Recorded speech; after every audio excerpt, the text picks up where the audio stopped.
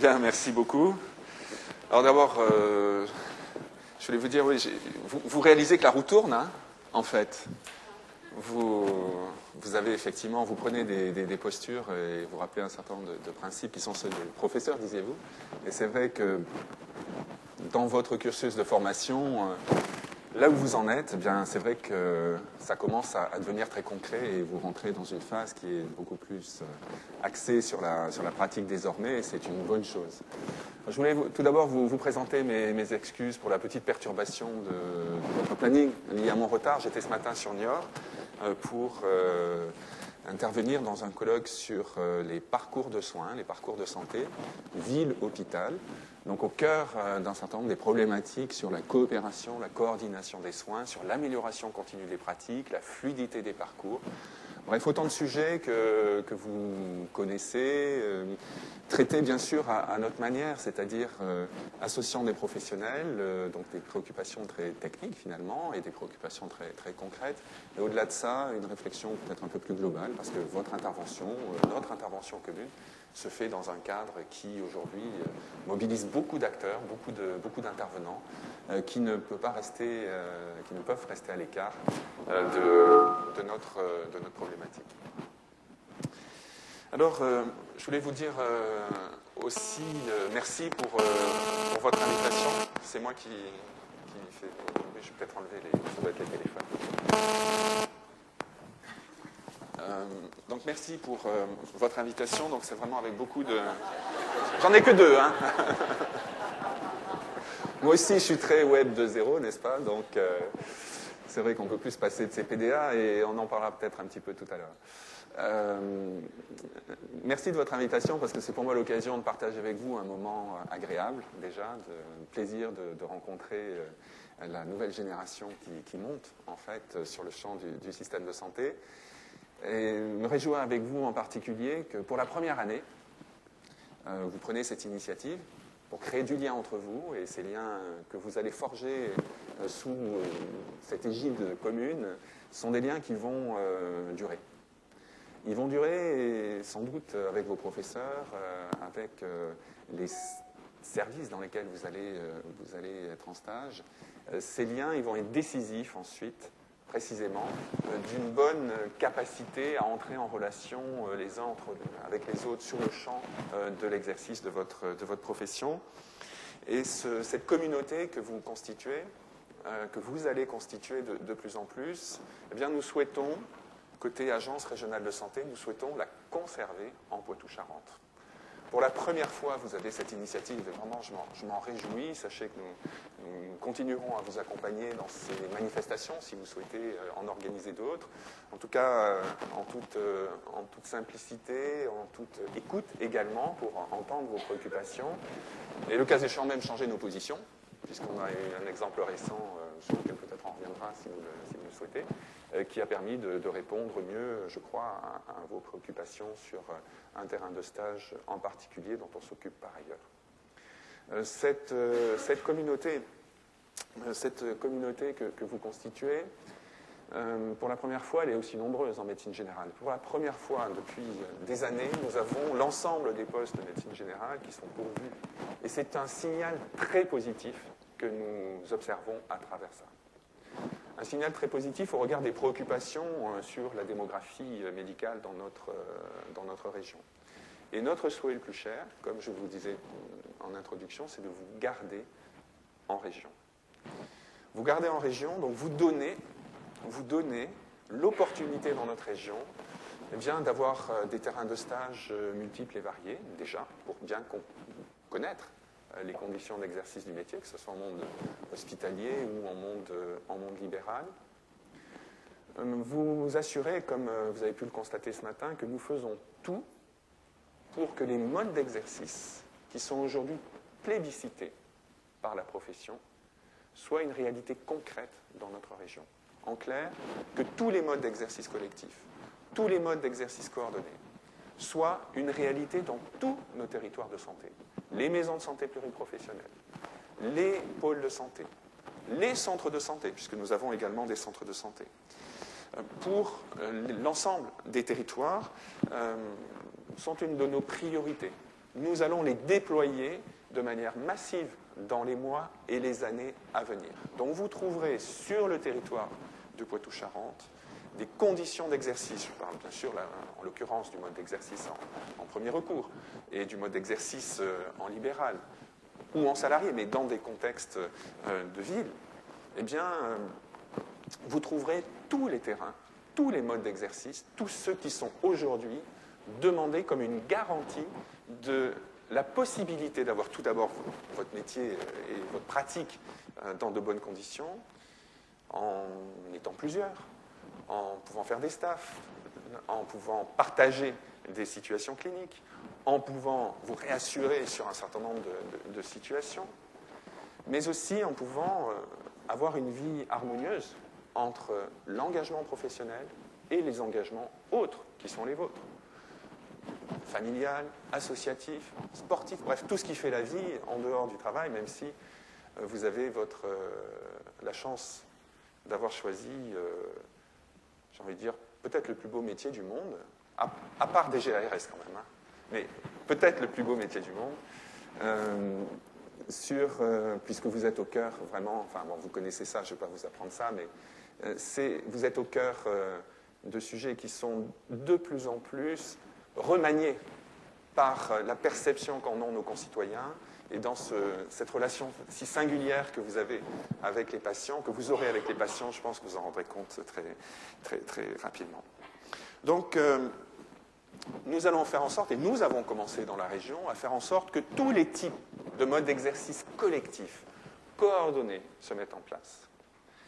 Nous faisons en sorte également, pour que les années à venir se passent bien pour vous dans votre phase finale de formation, eh bien, nous faisons un effort pour développer les terrains de stage. Faire en sorte que ces terrains de stage en eux-mêmes soient intéressants dans toute leur variété, dans toutes les variétés de l'exercice de votre profession. Nous faisons en sorte également d'avoir un accompagnement de ces stages. Vous savez que les collectivités territoriales en particulier accompagnent financièrement, même financièrement, ces stages. Donc c'est une bonne chose que le conseil régional, que les conseils généraux, parfois les communes, accompagnent les stages.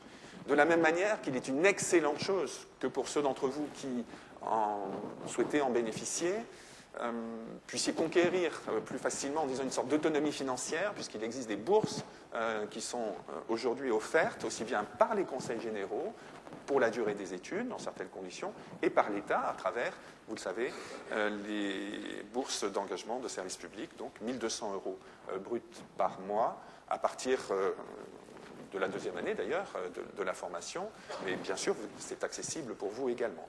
Donc il existe des dispositifs d'accompagnement financier pour faire en sorte que la fin de vos études et votre arrivée dans la vie active, au sens traditionnel du terme, se passe dans les meilleures conditions.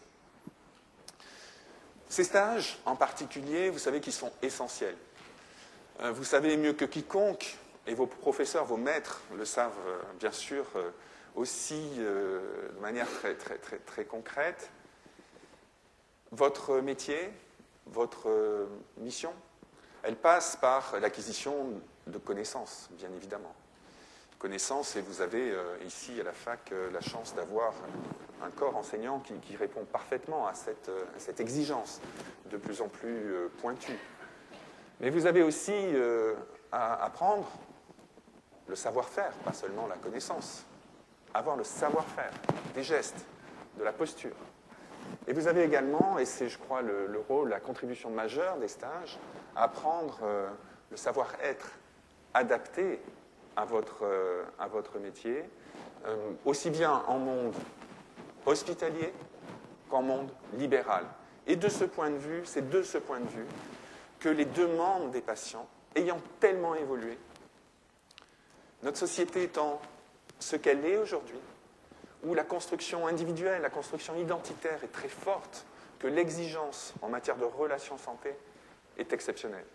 Au point qu'il est courant, malheureusement, il a été courant de constater que dans des exercices individuels de la profession, en monde ambulatoire, en médecine générale, après 10 ans, 15 ans de pratique, par peut-être une sorte d'embolisation par une écoute insuffisamment distanciée. Un certain nombre de vos anciens partent en situation de burn-out et soit finalement arriver à un niveau de saturation de la relation qui les rend difficilement heureux dans la poursuite de leur activité.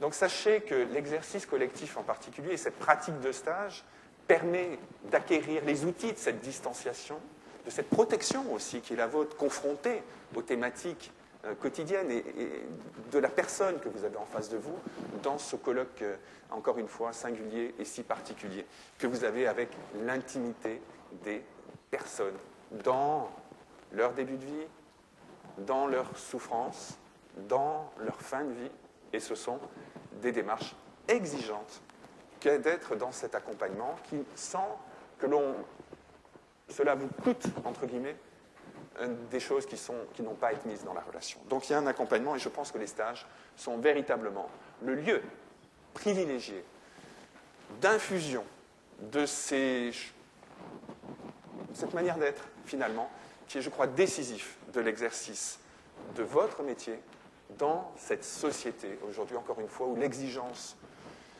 du consentement individuel, donc l'exigence d'une sorte d'intégrité subjective, est essentielle comme guide, finalement, pour chacun des membres de notre communauté, de notre société. Alors, les thèmes que vous avez aujourd'hui et que vous avez souhaité examiner, donc ce matin, je n'y reviendrai pas, sur les maisons de santé pluriprofessionnelles.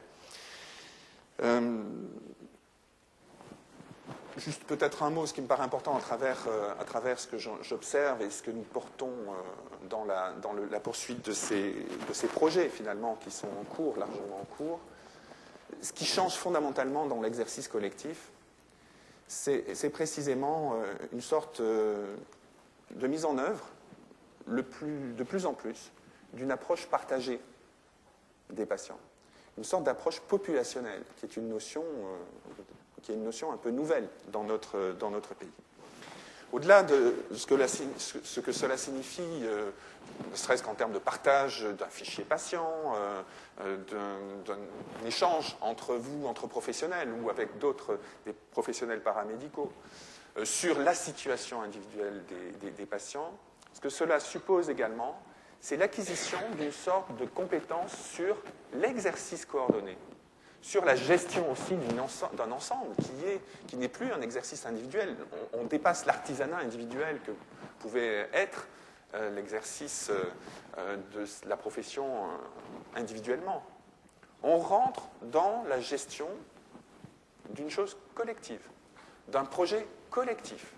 Et donc, en termes de posture, c'est quelque chose qui est assez différent de ce que vos anciens ont vécu dans l'exercice traditionnel. Et on observe dans la constitution des groupes de projets des maisons de santé pluriprofessionnelles, chez les plus anciens qui ont intérêt à créer ces modes d'exercice collectif, parfois une difficulté précisément à prendre cette distanciation qui est nécessaire, accepter le cas échéant le regard de l'autre pour la construction d'un projet commun et pour le partage d'une responsabilité collective sur une patientèle et sur une petite entreprise, si j'ose dire, de quelques personnes, mais néanmoins une petite entreprise. Et le positionnement est différent de manière très, très significative. Deuxième thème, vous allez parler, je crois, de l'autonomie du patient. C'est quelque chose qui est au cœur d'une préoccupation éthique qu'on a abordée l'autre jour à la fac, au CHU. Quelques mots là-dessus. Je crois que derrière l'autonomie de la volonté, l'autonomie du patient, si c'est ça qui est évoqué, se manifeste très concrètement cette évolution forte de la relation clinique que j'évoquais tout à l'heure. Vous savez que derrière le consentement aux soins, qui est un des éléments de l'autonomie revendiquée pour le patient, je ne sais pas, par le patient, peut-être pour le patient, cette espèce de projet de vie qui serait de savoir consentir à tout, d'accepter finalement notre situation et notre condition, celle qui nous renvoie à une grande humilité sur ce que nous sommes et sur ce que nous devenons. Derrière, les choses ne sont pas simples. Il y a des enjeux éthiques, des enjeux philosophiques, et je crois que la présence de la faculté de philosophie parmi vous est de bon aloi pour la poursuite de vos réflexions sur ce sujet. Je ne vais pas être beaucoup plus long, je voulais également aborder le sujet des NTIC, les nouvelles techniques de l'informatique et de la communication, de l'information et de la communication, de l'informatisation, de la technologie dans votre pratique. Aucune activité humaine n'est aujourd'hui à l'écart de ces technologies. Aucune. Aucune ne peut, et surtout pas sur le champ médical. Vous voyez l'apport de l'informatique et de l'imagerie, enfin l'imagerie par exemple, au diagnostic. Vous voyez l'embarquement des outils dans les salles d'op. Au-delà de ça, voyez l'apport des logiciels d'aide à la décision, d'aide à la prescription. Je crois qu'il ne faut pas oublier, en fait, derrière cette technicisation et cette technologisation, je ne sais pas si le néologisme est adapté, il y a toujours la décision humaine. Dans la machine, dans le logiciel, il y a d'abord une intelligence structurée, une intelligence rationnelle. C'est d'abord de l'homme qui a parlé. Et ce que l'on trouve, c'est lié à cette intelligence-là. Et donc, c'est nécessairement, même s'il y a bien sûr des progrès objectifs liés à l'utilisation de ces techniques, mais les outils, les instruments que l'on utilise sont quand même, en tout état de cause, les produits de l'intelligence et donc nécessairement subjectifs. Ce qui veut dire que, relativement subjectif, ce qui veut dire que le poids de la clinique, le poids de la perception, de l'expérience, reste et demeurera l'acte essentiel de votre décision médicale. Je vous en prie, n'oubliez pas que derrière le logiciel, derrière la technique, il y a de l'intelligence et donc de la science, et science sans conscience, vous le savez. Je ne poursuis pas plus longtemps. La communication. La communication, au-delà de cette technologie et de cette technique. La communication aujourd'hui, vous avez vu, moi j'ai 2 portables comme tout le monde. J'ai un PDA, j'ai un truc, je suis connecté, bon, comme tout le monde. C'est une fabuleuse opportunité. Mais c'est aussi peut-être un faux semblant. Parce que ces outils ne se substituent pas et ne se substitueront jamais à la relation inter-individuelle ou la relation collective, directe. Parce que, encore une fois, c'est pas parce qu'on a ces outils d'abord qu'on communique mieux. On informe peut-être. La communication, c'est un peu plus que ça, quand même. Vous voyez, l'apprentissage fait par les patients sur leur propre pathologie à travers les logiciels, enfin à travers Internet. Est-ce que ça suffit? Est-ce que c'est ça la demande du patient lorsqu'il vient vous voir? Non. Est-ce qu'il suffit d'avoir des outils de communication pour que, alors là je rentre vraiment dans le concret de la gestion hospitalière ou de la gestion d'un cabinet, pour que les comptes rendus d'hospitalisation vous arrivent plus vite? Pas nécessairement, parce que ce n'est pas nécessairement intégré dans la pratique et porté dans la pratique. Pourtant, ces logiciels, ces outils, ils existent, ils sont très peu utilisés.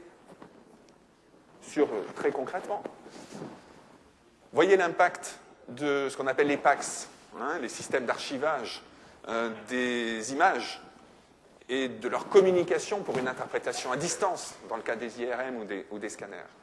Chaque établissement hospitalier de la région dispose quasiment de son propre PACS. Mais figurez-vous que l'interopérabilité, si elle est de principe, elle n'est pas activée. Ce qui veut bien dire que derrière, ce n'est pas la technique qui coince. Ça ne suffit pas d'avoir les outils. Il faut avoir la volonté, la capacité et la démarche effective de coopérer. Aujourd'hui, l'exercice individuel, l'exercice singulier, l'exercice cloisonné ne peut plus être de mise. Ça vaut pour les personnes, les professionnels que vous êtes et que vous serez.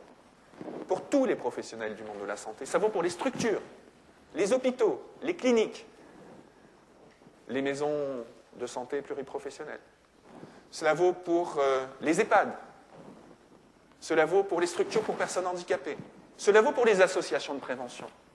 On ne peut développer, cultiver un individualisme cloisonné. Aujourd'hui, lorsqu'on regarde précisément le parcours de santé d'un patient, d'une personne, sans parler de patient, devant tous les services qui lui sont offerts dans un territoire, ce que nous recherchons, c'est précisément la coordination de chacun des acteurs, très concrètement sur un territoire, autour du patient, en repérant les points de rupture dans la prise en charge, en repérant et en traquant les réhospitalisations inutiles, parce que le parcours n'aura pas été bien traité, les arrivées aux urgences, qui n'ont des personnes âgées en particulier, la nuit et le week-end, traduction sans doute du défaut de la permanence technique à l'intérieur d'un certain nombre d'EHPAD, et pas une volonté particulière de se rendre comme ça aux urgences ou d'appliquer simplement la procédure pour le veilleur de nuit qui se retrouverait seul à garder un EHPAD pendant ce week-end-là. Non, c'est la recherche, la traque de ces ruptures de la prise en charge qui est le métier de demain. C'est un métier collectif, donc c'est celui, bien sûr, de l'agence, que d'épauler, d'accompagner, de soutenir dans cette démarche d'amélioration continue des parcours, de fluidité des parcours. Mais ça suppose une posture, un savoir-être de chacun des acteurs qui dépasse la consolidation d'une position individuelle, qui passe par l'acceptation de l'écoute de la position des autres autour d'un patient, sur toute cette chaîne de prise en charge, qui passe aussi par la capacité à se remettre en cause, pas personnellement, mais remettre en cause une pratique, pour un patient, sur un cas concret, faire de l'étude de cas, identifier des points de rupture sur un parcours, et construire les démarches d'amélioration et des améliorations continues. C'est un pilotage par processus qui se met en œuvre sur l'ensemble du système de soins. Voilà ce que je voulais vous dire. Derrière, il y aurait beaucoup de sujets, mais vraiment, je voulais vous féliciter, vous remercier pour cette initiative que vous avez prise. Vraiment, vous avez beaucoup de chance d'avoir cette capacité entre vous à former cette communauté, à tisser ces liens, à mettre en œuvre votre métier de demain, votre apprentissage encore aujourd'hui dans de bonnes conditions. Et de ce point de vue, ce que je voulais vous dire, c'est qu'en partenariat avec la faculté, avec les ordres, avec votre organisation, en partenariat même individuel avec vous, vous trouverez toujours l'agence disponible pour vous accompagner dans votre propre parcours de formation et d'intégration en région. Je vous remercie.